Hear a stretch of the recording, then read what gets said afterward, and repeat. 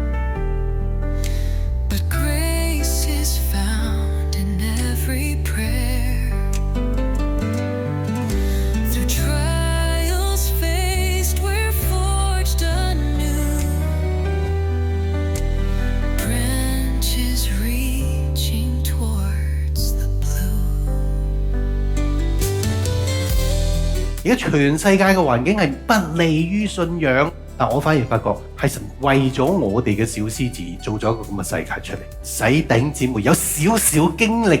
由牧師一信主第一年之後就走咗去加拿大被放養，我自己喺信仰嘅曠野當中，我變成一棵好嘅樹。其實你哋都一樣喺呢個曠野當中，等你哋經歷啦。